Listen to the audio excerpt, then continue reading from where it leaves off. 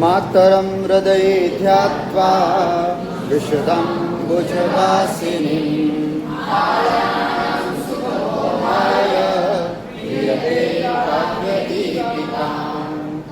तीसरः शब्दस्य शक्तयः सन्ति अभिधाशक्ति, लक्षणाशक्ति, व्यञ्जनाशक्ति च। तत्र व्यञ्जनायाः द्वौ भेदौ शाब्दिव्यञ्जना आर्थी व्यञ्जना च। शाब्दिव्यञ्जनायाः अपि द्वौ भेदौ अभिधा मूला व्यञ्जना, लक्षणा मूला व्यञ्जना। गतदिने वयम् अभिधामूलायाः लक्षणं पठितवन्तः। अभिधामूलायाः लक्षणम् आसीत् अनेकार्थस्य शब्दस्य संयोगाद्यैर्नियन्त्रिते एकत्रार्थेन्यधिहेतुर्व्यञ्जना साभिधाश्रया। अभिधामूला व्यञ्जना की क्या विशेषताएं, 3 बातें ध्यान में रखना। इसमें ऐसे शब्दों का प्रयोग होगा जो अनेकार्थक होगा, उस शब्द से एक से ज़्यादा अर्थ निकलते हों, अनेकार्थस्य शब्दस्य। दूसरी इसकी शर्त होती है संयोगाद्यैर एकत्र नियंत्रिते, संयोगादि के द्वारा वो किसी एक अर्थ में, अर्थात जो वक्ता का विवक्षित अर्थ है उस अर्थ में नियंत्रित होगा। क्या मतलब? सेंधव शब्द के 2 अर्थ हैं, अश्व भी है और नमक भी है, लेकिन भोजन करते समय सेंधव शब्द का क्या विवक्षित अर्थ है? लवण। तो इसलिए वक्ता का उस समय क्या विवक्षित है वो आपको समझना होगा। और ये किससे समझा जा सकता है आपके लिए? उसके लिए बताया है 14 बातें, संयोग, विप्रयोग, साहचर्यम, विरोधिता। इनसे आप समझें कि किस अर्थ में इसको नियंत्रित करना है। एवं संयोगाद्यैः एकत्रार्थे नियंत्रिते, संयोग आदि के द्वारा एक अर्थ में नियंत्रित कर दिया जाता है। और तीसरी बात है अन्यधि हेतु, अर्थात जो निर्धारित अर्थ है उससे भिन्न अर्थ की प्रतीति जहाँ पर होती है, निर्धारित जो विवक्षित अर्थ है वो तो बोल दिया, उसके अलावा भी जो दूसरा अर्थ की प्रतीति जिससे होती है उसको बोलते हैं अभिधा मूला व्यंजन। स्पष्टम? 3 बातें क्या हुई? सबसे पहले इसमें अनेकार्थक शब्द होंगे। कौन से अर्थ में यह शब्द का प्रयोग किया गया उसको नियंत्रित करने के लिए हमारे पास संयोग आदि हैं, उससे अनेकार्थक को हम एक अर्थ में नियंत्रित करेंगे। और तीसरा है उस विवक्षित अर्थ से एक अन्य अर्थ की भी प्रतीति होती है वहाँ पर, तो वो जो अन्य अर्थ की प्रतीति होती है वो प्रतीति किससे होती है? व्यंजना से। किससे होती है?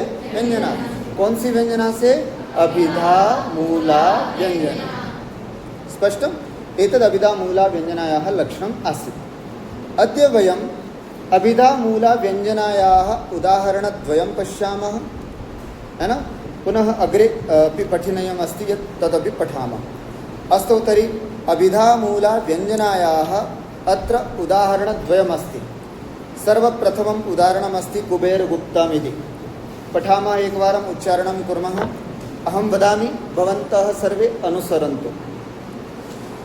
कुबेरगुप्तां दिशमूष्णरश्मौ,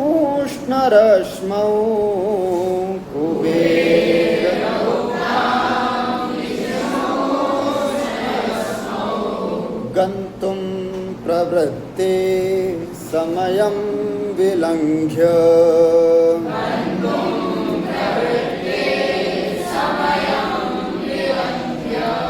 दिग्दक्षिणा गन्धवहं मुखेन,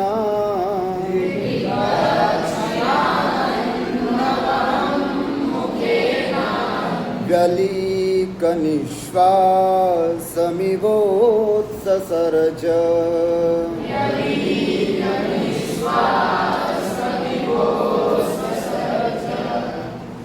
उष्णरश्मौ समयं विलंघ्य, अर्थात सूर्य के द्वारा समय का अर्थात दक्षिणायन से उत्तरायण में विलंघ्य माने व्यतिक्रमण करने पर कुबेर गुप्ताम दिशम गंतुम, कुबेर के द्वारा रक्षित दिशा कौन सी है? कुबेर के द्वारा रक्षित दिशा, हर दिशाओं के स्वामी होते हैं।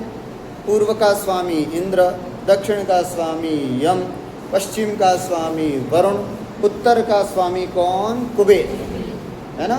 तो इसलिए लिखा है कुबेर गुप्तम, है ना, गुपुरक्षण इत्यस्मात् धातोः बना है ना। तो कुबेर के द्वारा रक्षित दिशा कौन सी? उष्ण रश्मौ समयं विलंघ्य कुबेर गुप्ताम दिशम गंतुम प्रवृत्ते सति, कुबेर के द्वारा रक्षित दिशा कौन सी? उत्तर दिशा।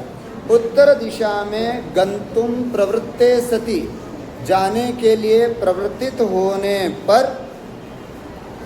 दक्षिणादिक, जो दक्षिण दिशा है उसने मुखेन अपने मुख से गंधवहम अर्थात अपनी हवा को व्यलीक निश्वासम इव उत्ससर्ज, है ना। मतलब दक्षिण दिशा ने गंधवा माने वहाँ से हवा को प्रसारित किया।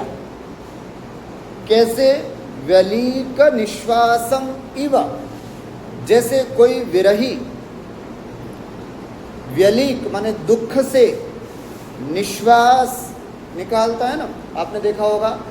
आश्वास निश्वास, श्वास को लेना आश्वास और श्वास को निकालना निश्वास। जब भी कोई व्यक्ति दुखी होता है, दुख होने का मतलब यहाँ पर विरह से, अपनी प्रियतमा से दूर होता है, अपने प्रियतम से दूर होता है, तो वो लंबी लंबी श्वासें भरता है ना, दुखी होता है। आप कभी किसी व्यक्ति को देखना जो इस तरह के प्रेम से रोगी हो, है ना, प्रेम से दुखी हो, ऐसे किसी आशिक अथवा मजनू को देखना, वो लंबी लंबी श्वासें लेता हुआ कहीं पुराने गाने सुनता हुआ आपको दिखाई देगा, है ना। तो ऐसे समय में वो क्या करता है? व्यलीक निश्वास, दुख से निश्वास भरता हुआ आपको दिखाई देगा। क्या करूं यूँ करके इस तरह से बड़ा सेट माइंड होता हुआ बैठा है। तो ऐसा लगता है मानो दक्षिण दिशा, क्योंकि उष्ण रश्मि चला गया, सूर्य उसका स्वामी था, सूर्य उसका नायक था, और वो किस तरफ चला गया? उत्तरायण हो गया। तो सूर्य किसकी तरफ जाता है? उत्तर की तरफ। तो उष्ण रश्मि जो है वो कुबेर गुप्ता दिशा माने उत्तर दिशा की तरफ जैसे गंतुम प्रवृत्त, जाने के लिए तैयार हुआ।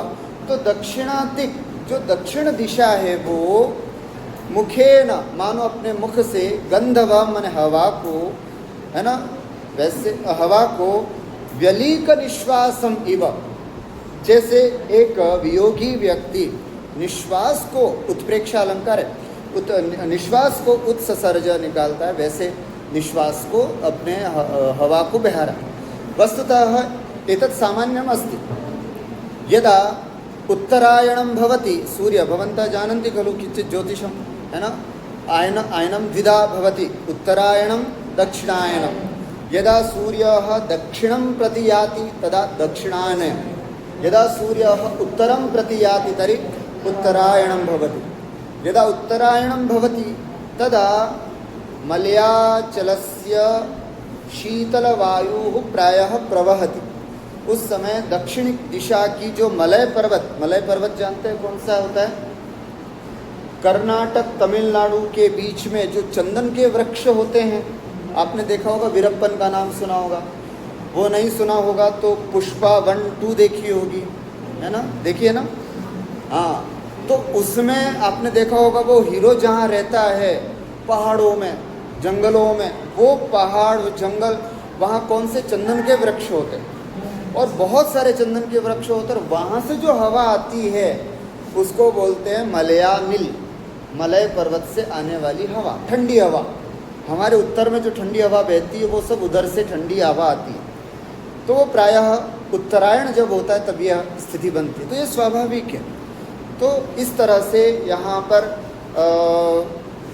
बताया जा रहा है कि किस तरह से एक दक्षिण दिक् रूपी नायिका। अब दूसरे अर्थ में अपन, पहला अर्थ तो ये सामान्य हो गया, दूसरा अर्थ उष्ण रश्मि का मतलब होता है नायक, है ना। उष्ण रश्मि का अर्थ यहाँ पर नायक ले, मतलब दूसरा अर्थ, दो अर्थ हुए। पहला अर्थ तो सामान्य, एक हवा, मतलब दक्षिण दिशा जो है वो अपनी वायु को प्रसारित कर रही है, और दूसरा अर्थ यहाँ पर ये निकलेगा कि किस तरह से एक नायक अपनी दक्षिणा नायिका को छोड़ करके एक दूसरी नायिका की तरफ अभिमुख होता है, तो उसकी पूर्व नायिका किस तरह से आहें भरती हुई उसके वियोग में रहती है, ये बात यहाँ उससे पता चलता है। तो दूसरा अर्थ है, ठीक है। अब आप इसका सामान्य संस्कृत अर्थ देखेंगे तो फटाफट इसका अर्थ भी आपको समझ में आएगा, है ना। व्याकरण की दृष्टि से सबका अर्थ करेंगे और उसका भाव भी समझेंगे। देखिए, उष्ण रश्मौ उष्णाः रश्मयः यस्य असौ उष्ण रश्मिः अर्थात सूर्यः तस्मिन् सूर्ये। दूसरा अर्थ निकालेंगे अगर नायक के अर्थ में, तो अन्यत्र साहसिके नायके, साहसिके नायके, ऐसा नायक जो साहस हो, क्योंकि इस काम में साहस चाहिए। एक नायिका को छोड़ करके दूसरे नायिका के पास जाना मामूली बात नहीं है, जिसके पास साहस हो वही ऐसा काम कर सकता है। तो साहसिके नायके, ऐसा दूसरा अर्थ इसमें निकलता है। दूसरा देखें, समयम विलंघ्य, सब में दो दो अर्थ अपन निकाल करके देखते हैं। समयम दक्षिणायन काल का जो का समय है, दक्षिणायन कालम, और दूसरे अर्थ को देखेंगे तो समय का मतलब है संयोग कालम, मिलन का काल, है ना, या उनके साथ जो अच्छे समय, मतलब जो क्वालिटी टाइम स्पेंड किया वो समय, अच्छा टाइम जो स्पेंड किया वो समय, इस समय को समझना है यहाँ पर। तो समयम विलंघ्य अर्थात संयोग कालम अथवा सदाचार कालम विलंघ्य अतिक्रम्य, बिना किसी समय में, कुबेर गुप्ताम दिशम गंतुम प्रवृत्ते सति। कुबेर दिशा, अब देखना कुबेर दिशा का मतलब क्या, कुबेरस्य दिशा इति कुबेर दिशा, कुबेरेण कुबेर गुप्ताम, कुबेरेण धनपतिना गुप्ता पालिता दिशा इति कुबेर गुप्ता, सा कुबेर गुप्ता रक्षिता, कुबेर रक्षिताम। एक तो ये अर्थ होता है। दूसरा अर्थ, कुबेर शब्द का दूसरा अर्थ कुत्सितो बेरह, बेरह माने कायः, शरीर, है ना, कुत्सित शरीर है जिसका, उसको बोलते हैं कुबेर। ऐसे व्यभिचारी नायक को यहाँ पर कुबेर के नाम से कहा, कुत्सित शरीर वाला, ऐसा बताया। तो कुत्सित कायेन केनचित रक्षितम, कुत्सित काय से किसी के द्वारा रक्षित। ऐसे दिशम अर्थात उदीची आशाम, और दूसरा अर्थ निकालेंगे तो काचिन नायिकाम, किसी नायिका को, है ना, कोई दूसरी नायिका को गंतुम प्रवृत्ते सति, गंतुम माने जाने के लिए प्रवृत्त, और दूसरे अर्थ में निकलेंगे तो उसके साथ संगम करने के लिए उत्सुक, गंतुम प्रवृत्ते सति। दक्षिणादिक, सामान्य रूप से पहला अर्थ लेंगे तो दक्षिण दिशा इति, दक्षिण दिशा, और दूसरा अर्थ लेंगे तो दाक्षिण्यवती नायिका, दाक्षिण्यवती नायिका, है ना।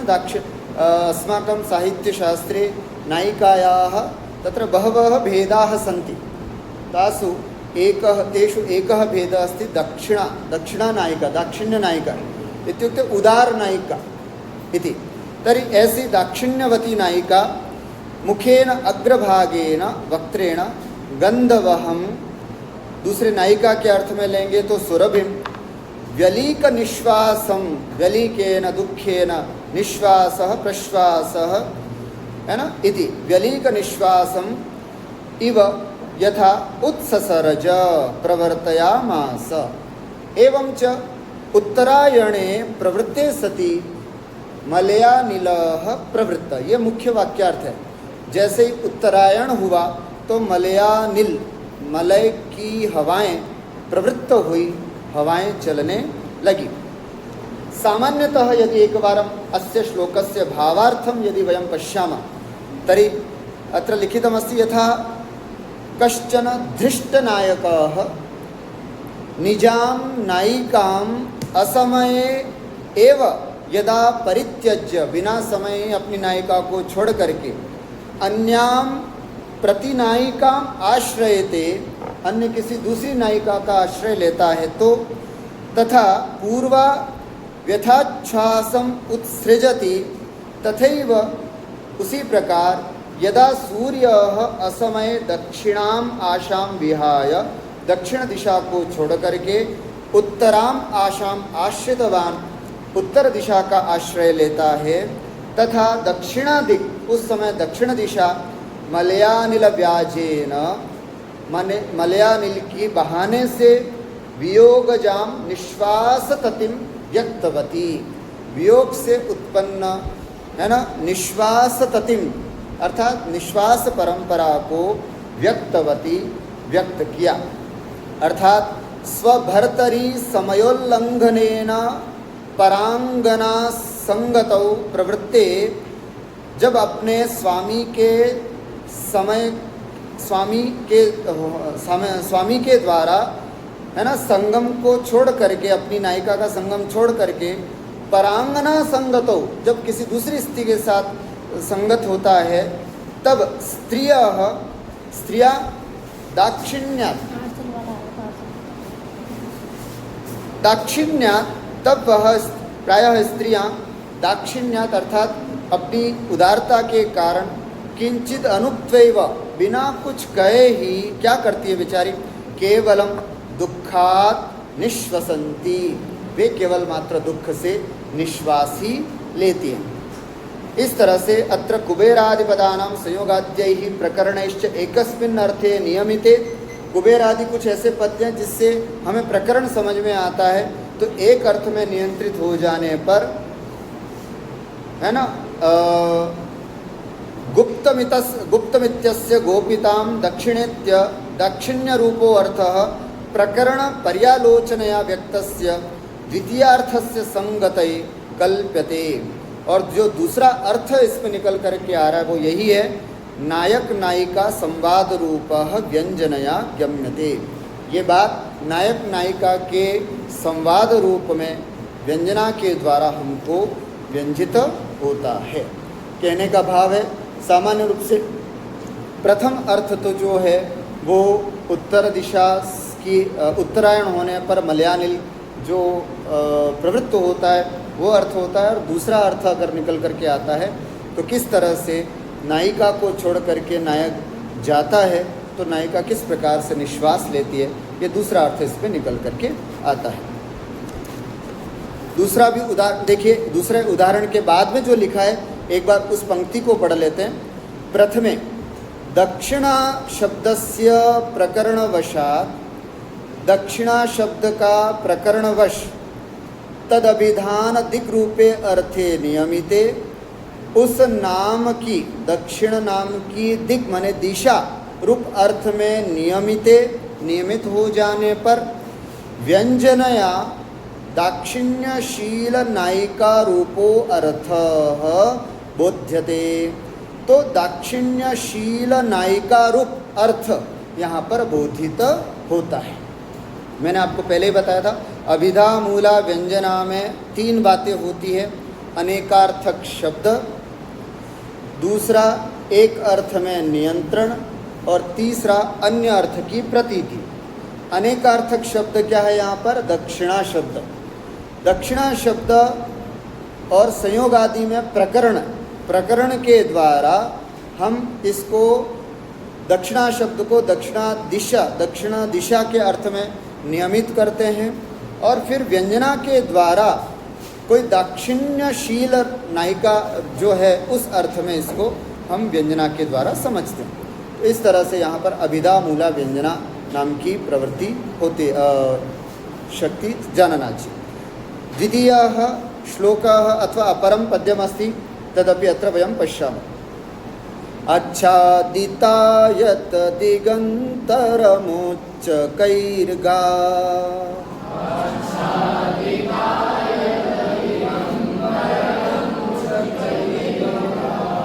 आक्रम्य संस्थितमुदग्रविशालशृङ्गम्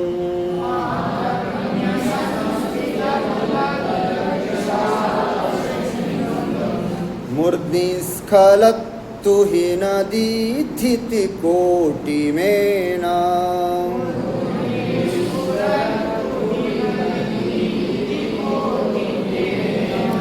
मुद्वीक्ष्य को भुवि न विस्मयते नगेशम्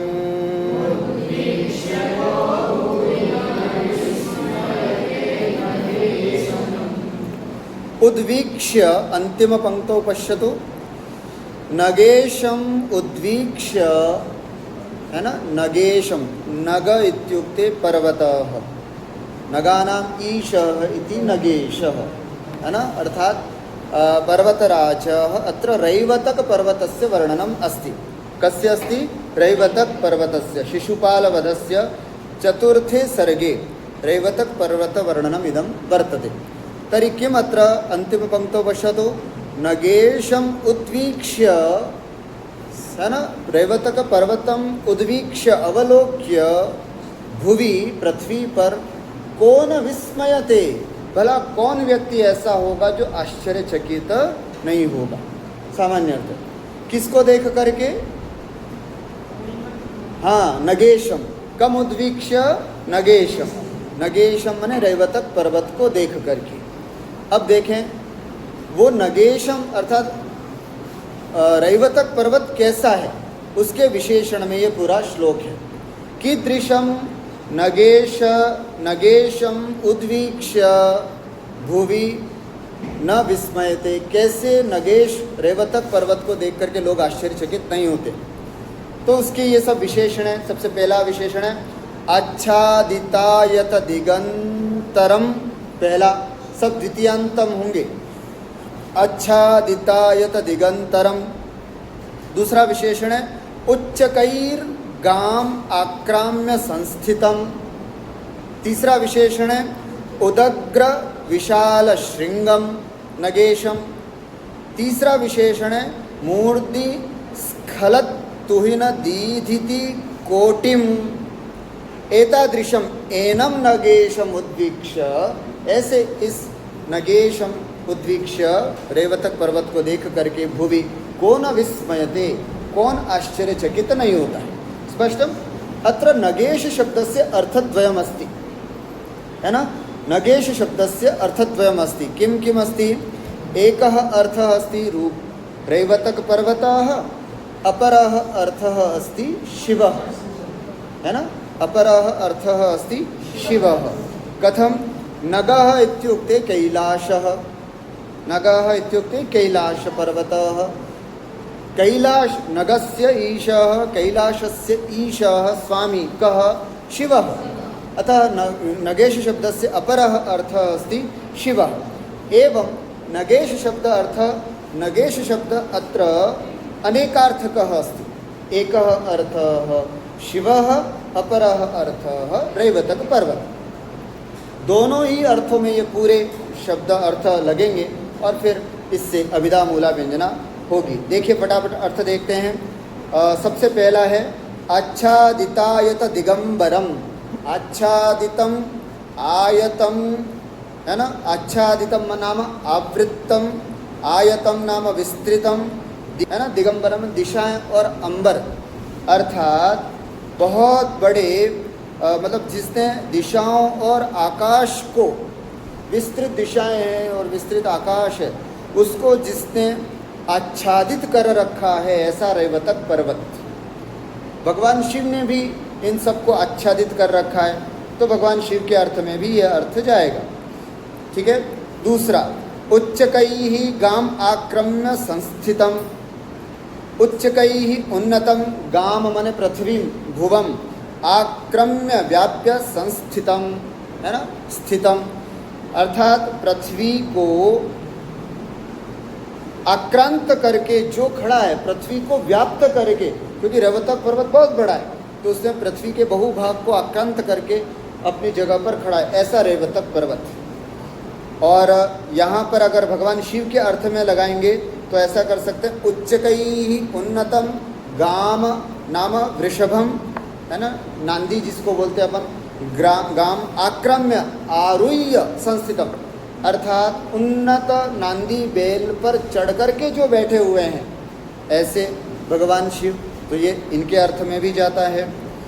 तीसरा विशेषण है उदग्र विशाल श्रृंगम, उदग्राणि विशालानि श्रृंगाणि, विशालानि श्रृंगाणि शिखराणि यस्य, रेवतक पर्वत के बहुत ऊंचे ऊंचे शिखर हैं, इसलिए उदग्र विशाल श्रृंगम रेवतक पर्वत के लिए भी आता है। और यहाँ अगर हम ये अर्थ करते हैं तो गोह विशेषण, नांदी बेल का विशेषण बन करके आएगा ये। श्रृंगाणी, एक अर्थ में श्रृंगाणी का मतलब शिखराणी, और एक अर्थ में श्रृंगाणी का अर्थ जाएगा विषाणानी, है ना, सिंह, है ना, सिंह, बड़े बड़े सिंह वाले ऐसे नांदी बेल पर। मूर्ति स्फुरत तुहिन दीधिति कोटिम, मूर्धनि नाम शिखरे, है ना, शिखर, रेवतक पर्वत के शिखर पर स्फुरत तुहिन दीधिति कोटिम, अर्थात देदीप्यमान हो रही है। तुहिन दीधिति, तुहिन दीधिति किसे बोलते हैं? तुहिन माने ठंडी, दीधिति माने होती है किरणें, ठंडी हैं किरणें जिसकी, किसकी होती हैं ठंडी किरणें? चंद्रमा की। तो तुहिन दीधिति का मतलब क्या लेना? चंद्रमा। तो मूर्धनि अर्थात जिसके मस्तक पर, है ना, जिसके चोटी पर चंद्रमा की किरणें प्रस्फुटित हो रही हैं, खिल रही हैं, बिखर रही हैं, छिटक रही हैं, ऐसा रेवतक पर्वत के अर्थ में। और दूसरे अर्थ में यदि हम करेंगे तो जिसके मस्तक पर चंद्रमा की कला सुशोभित हो रही है, ऐसे भगवान शिव। इस तरह से सभी विशेषणों को लगा करके एनम नगेशम नाम नगानाम पर्वतानाम ईशम पर्वतश्रेष्ठम रैवतकम इति। और दूसरा अर्थ करेंगे तो नगेश का नगस्य कैलाश पर्वतस्य ईशम नाम स्वामिनम अर्थात शंकरम उद्वीक्ष्य अर्थात अवलोक्य भुवि कह पुरुषः न विस्मयते विस्मयं न प्राप्नोति। पश्यतु अत्र लिखितमस्ति द्वितीये च नगेश शब्दस्य प्रकरणेन रैवतक पर्वत रूपे अर्थे।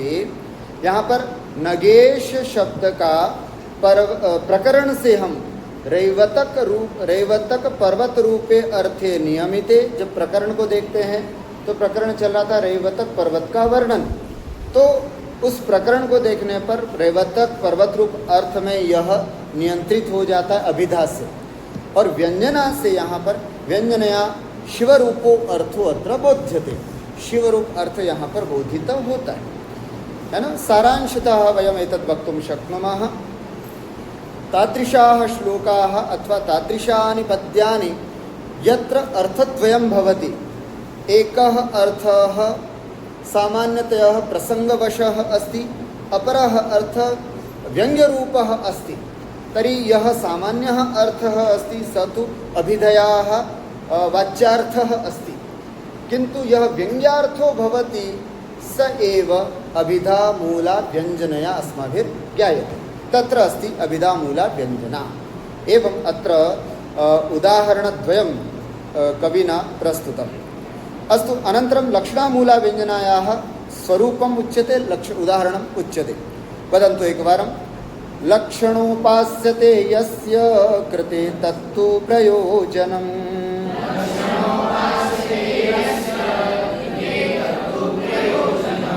यया प्रत्यायते सा स्यात् व्यञ्जना लक्षणाश्रया।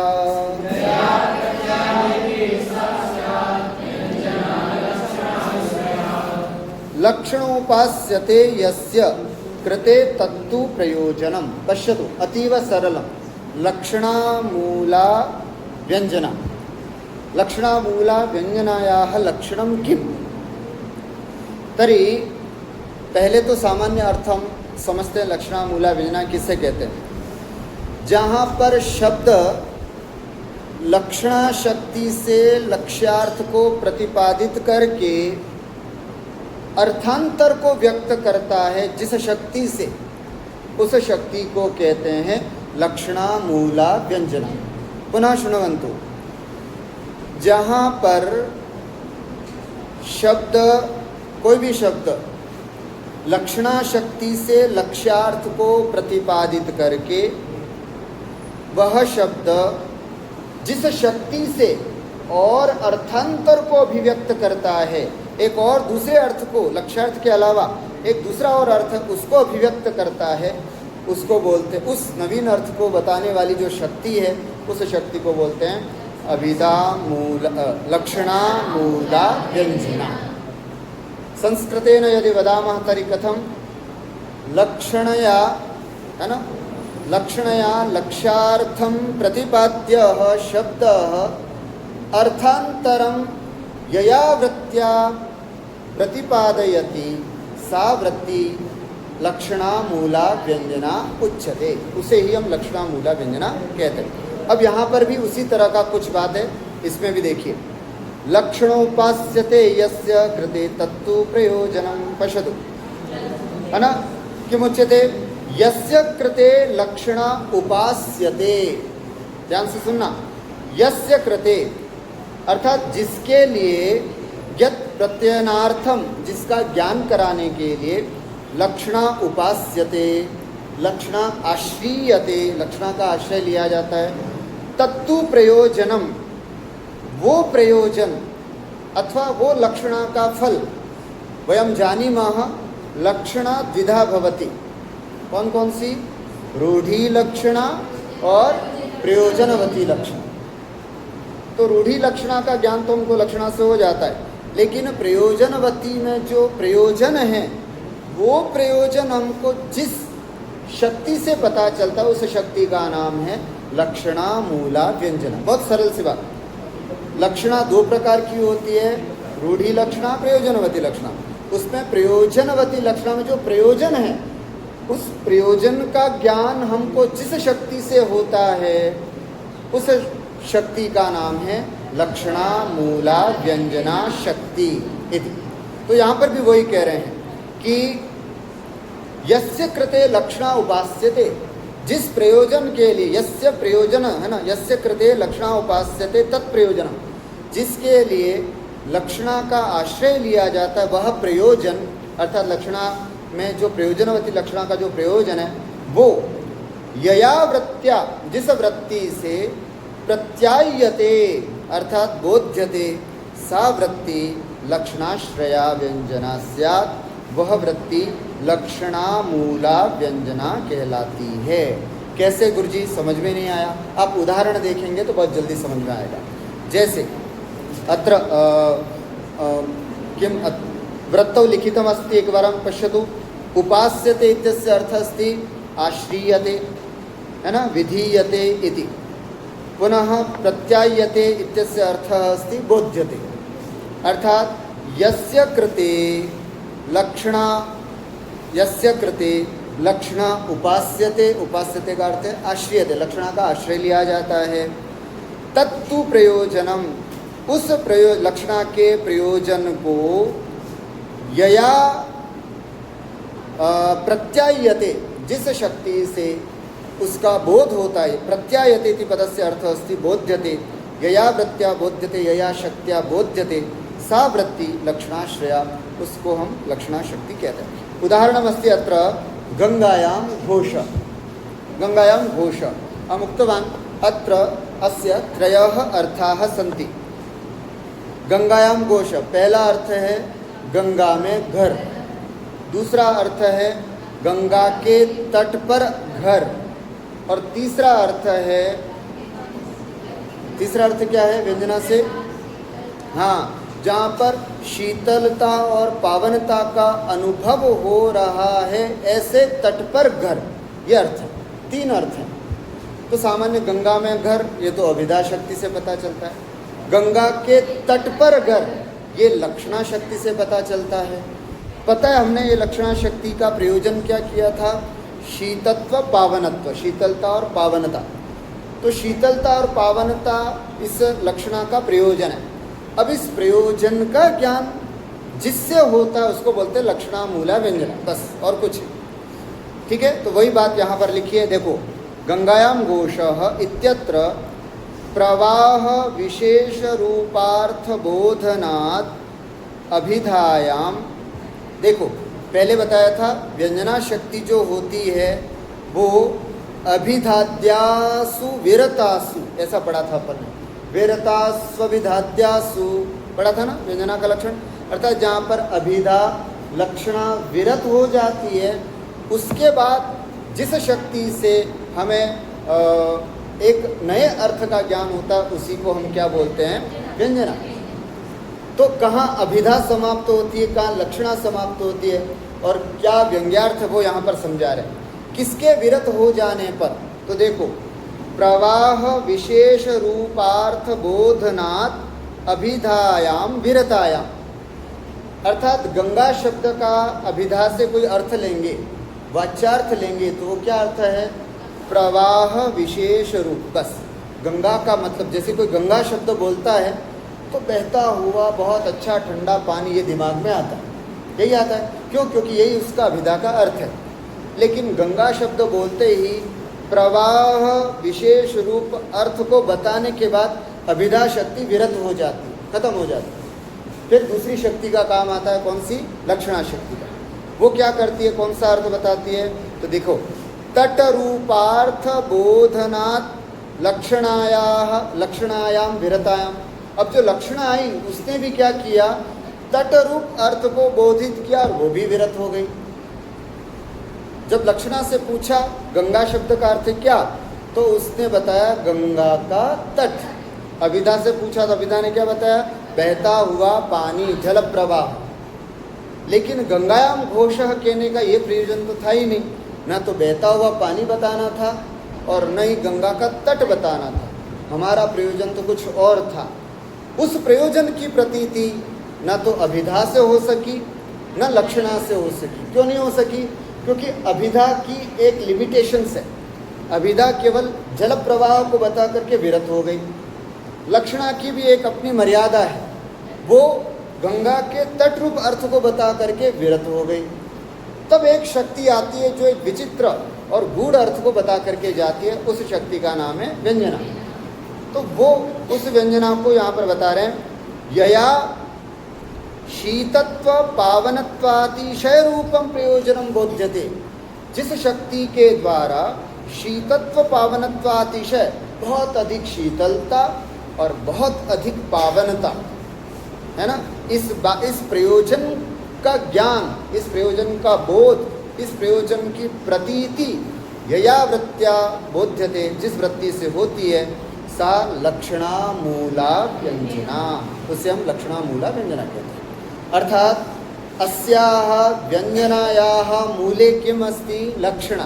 पहले हम लक्षणा से होते हुए फिर व्यंजना तक पहुँचते हैं। मतलब व्यंजना तक पहुँचने के दो रास्ते हैं, एक तो वाया अभिधा और एक वाया लक्षणा। तो वाया अभिधा से जो जाता है व्यंजना तक उसको बोलते हैं अभिधा मूला व्यंजना। और एक शक्ति जो अभिधा से फिर लक्षणा से फिर व्यंजना तक जाती है, उस शक्ति का नाम है लक्षणा मूला। मूल में कौन है, लक्षणा। तो लक्षणा मूला व्यंजना। इस तरह से ये शाब्दी व्यंजना के दोनों भेद, अभिधा मूला और लक्षणा मूला, हमने यहाँ पर विस्तार से देखा। अग्रिम कक्षायां वयम आर्थी व्यंजनां पठामः। आर्थी व्यंजनायाः लक्षणं किम्, आर्थी व्यंजनायाः उदाहरणं किम्, एतत् सर्वं विस्तरेण अग्रिमकक्षायां पठिष्यामः।